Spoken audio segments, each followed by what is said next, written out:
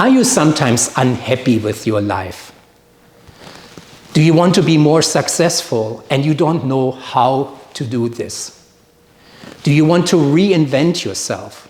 Do you want to go through transformational change that lifts your level of achievements and success from way down there to somewhere way up there?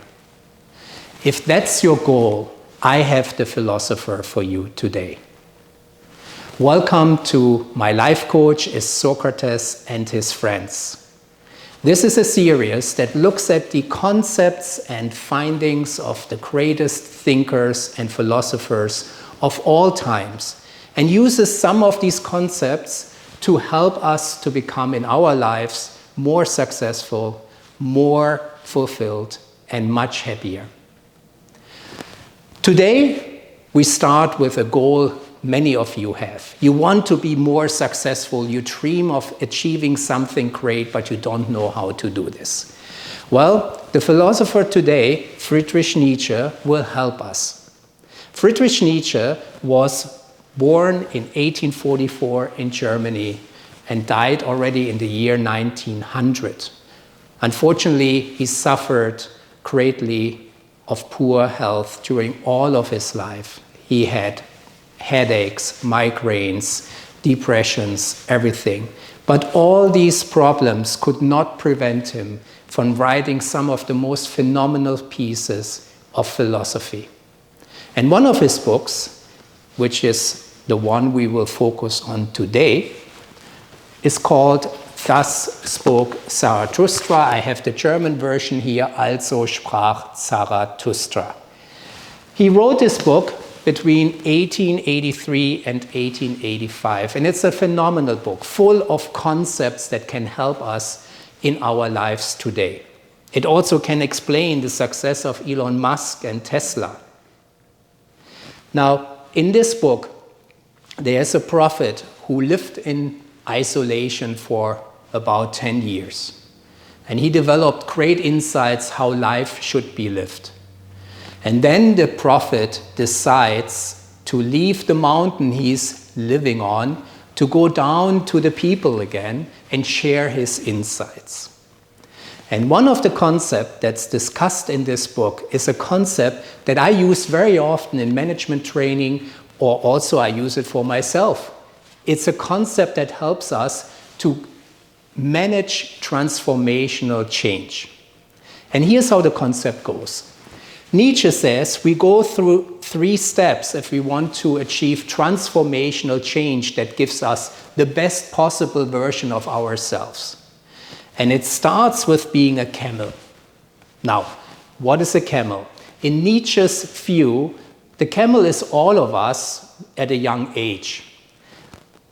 We are living in society and we are constantly told what to do.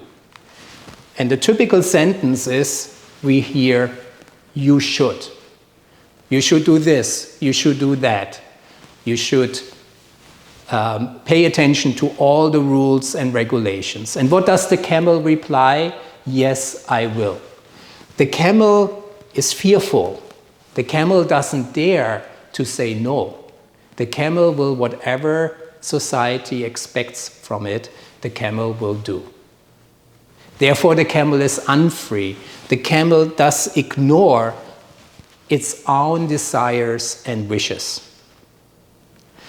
And that's the first step that we all start in life. We are part of society and in a certain way unfree, unhappy. And Nietzsche says there's a way out of this. And the way out of this is we have to become the lion. That's the second step, or the second stage. What is the lion all about? The lion is somebody who says, I want. The lion breaks down barriers. The lion ignores rules and regulations and common thinking. The lion is free. Freedom is the most important part in the life of a lion. Now that's very important. Nietzsche tells us a lot of people go from 1 to 2. They become a lion, they break free, they are rebels in their life, but then they stop. And that's not what Nietzsche wants us to do. That's a big danger. Nietzsche wants us to go on to the third step. And that's the most important step. What's the third step about? It's becoming a child. And a child is a symbol here for a new beginning. What does a child do? First of all, the child does not pay attention to rules and regulations. The child just does what it wants to do. There's a beautiful sentence in the book, and the sentence goes as follows. The child says yes to the game of creating something. Again, the child says yes to the game of creating something. It's important, the commitment to creating something. The lion is just destroying, but the lion cannot create something new that's better. And that's what Nietzsche wants us to do. He wants us to become like children again, so that we start creating something and that we are breaking free, that our thinking is unchained, and we become creative and we develop our own individuality, whatever this individuality is. It could be something in the arts, it could be something in sports. And that's the important point. We develop our individuality, we break free from being a camel and being told by society what we have to do. And Nietzsche calls this stage becoming the Übermensch, or in English very often translated as the Superman. When you get here, when you become creative and you develop your full potential, that's when you reach the stage or the state of a Übermensch. Now, what does this have to do with Elon Musk? Well, Elon Musk and Tesla went exactly to these transformations. When you look at the car industry, Elon Musk basically broke free from all these regulations and traditions and how you are supposed to run a car company.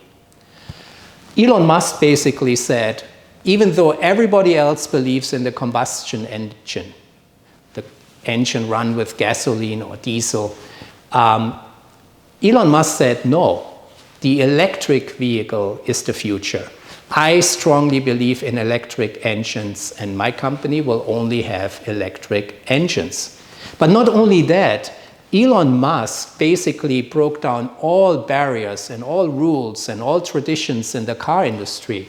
For example, he said, with regard to distribution of cars, how you buy them, he said, I don't see a need to have these dealerships. Why can't you buy a car in a mall, in a supermarket, or on the internet?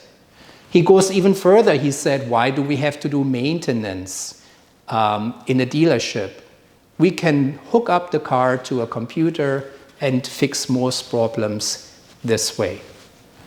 Even more radical, his thinking was about the charging stations.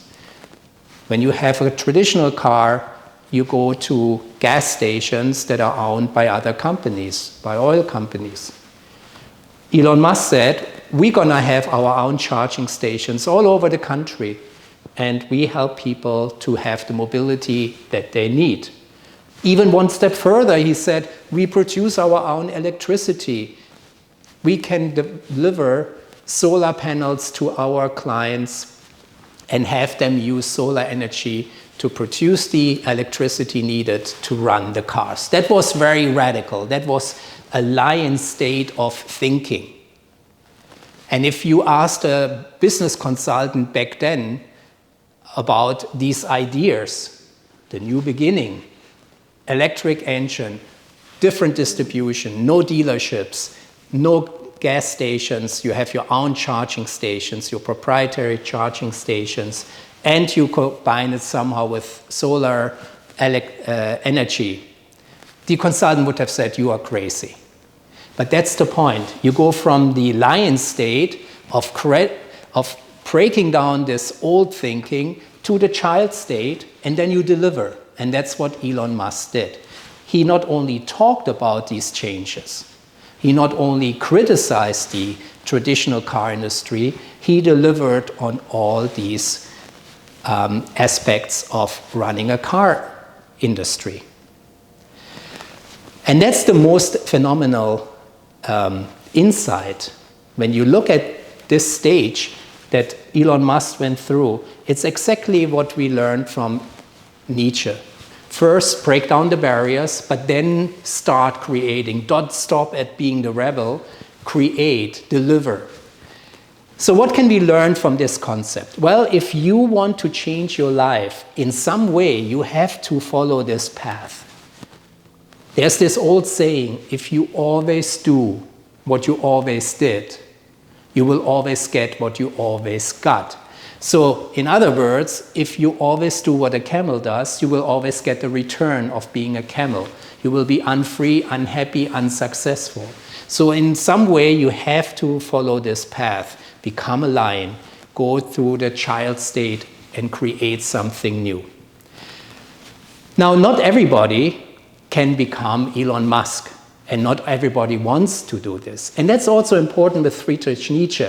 He didn't develop this framework for creating only extremely successful business people or entrepreneurs. No, what he was about was developing people's individuality.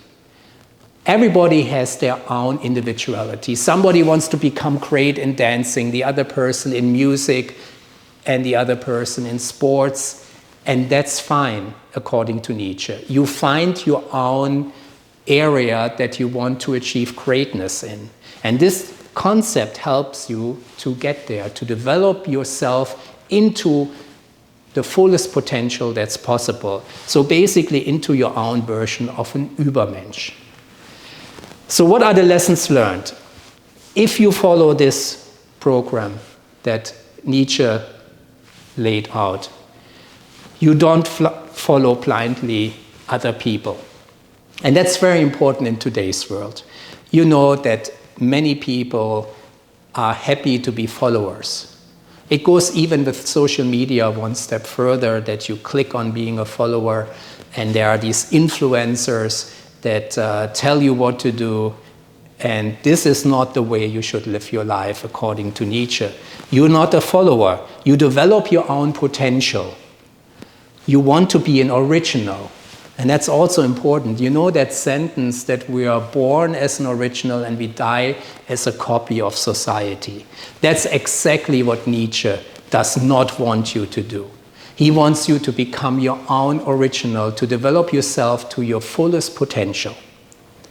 And that's how Nietzsche can help us to become more successful in our lives, happier and more fulfilled. I hope you enjoyed this session with the great philosopher Friedrich Nietzsche from Germany. We will continue with the next philosophers who will help us to live a better life. There's plenty of knowledge in these books, and the good thing is you don't have to read them all. I will pick the most important concepts and present them to you. And whenever you find something that helps you, you just pick that concept and implement it in your life. Thank you very much for listening, and please share any views and comments with me. I'm looking forward to hear from you. Thank you very much. Goodbye.